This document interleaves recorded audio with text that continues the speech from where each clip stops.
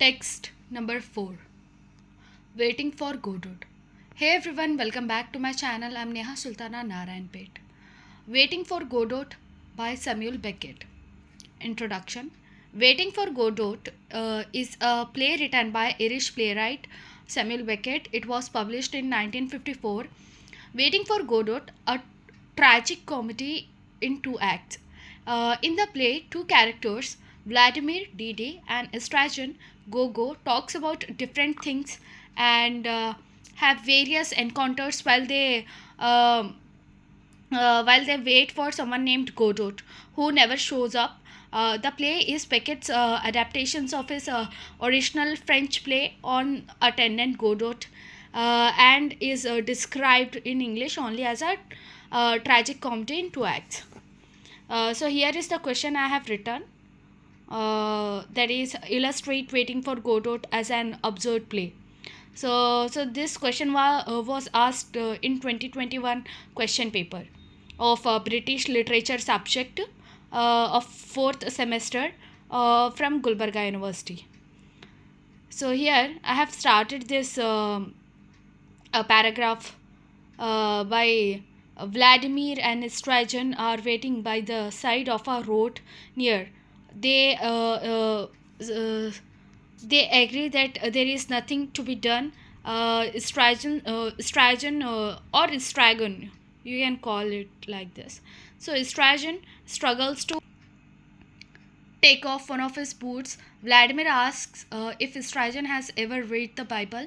Estragon says he only remembers some colored maps of the Holy Land.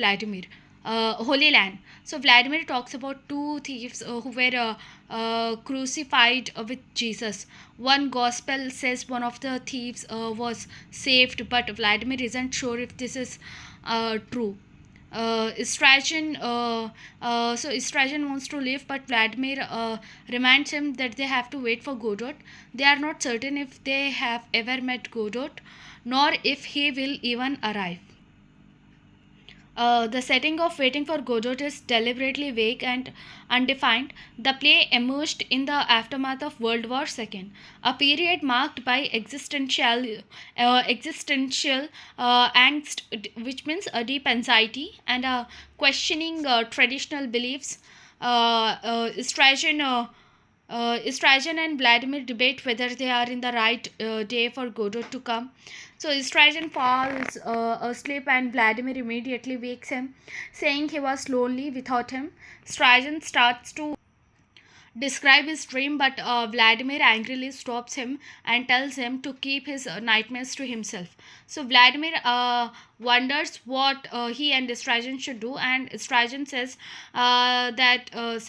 they should continue to wait. While waiting, Estragon suggests they hang themselves on the tree. The two disagree over who should hang himself first, though, and Vladimir concludes that they should just wait for Godot. Estragon asks what Vladimir asked Godot for, and Vladimir offers him a carrot. All he can find in his pocket, though, are triumphs. I'm so sorry, turnips. The two are interrupted by a loud scream of stage. Pozo and Lucky enter. Pozo pushes Lucky forward with a whip like an animal with a rope around his neck. Lucky carries Pozo's things. Estragon asks if this is Godot, but Pozo introduces himself. Estragon asks why Lucky doesn't put down the bags. Pozo says Lucky can put them down if he wants, so he must be carrying them to impress Pozo and avoid being sold, as Pozo has many slaves. So here, Pozo and Lucky eventually leave, and Estragon wants to leave as well, but Vladimir tells him they need to stay and wait for Godot.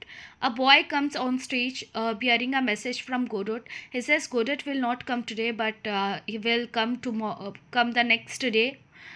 He tells Vladimir that he works for Godot, minding his goat, and says that Godot is a good master. The boy leaves, and Estragon and Vladimir are ready to leave for the night. They say they are going to leave, but stay still. The first act ends. And here the second act begins the next day in the same location and at the same time. Vladimir enters and sings. Strajan enters and tells Vladimir that he was beaten the previous night for no reason. Vladimir and Strajan embrace, happy to see each other again, and Strajan asks what they should do. Vladimir tells him they should wait for Godot. And here, after a long silence, Vladimir asks Trajan to talk about anything to fill the silence, but the two struggle to find something to talk about.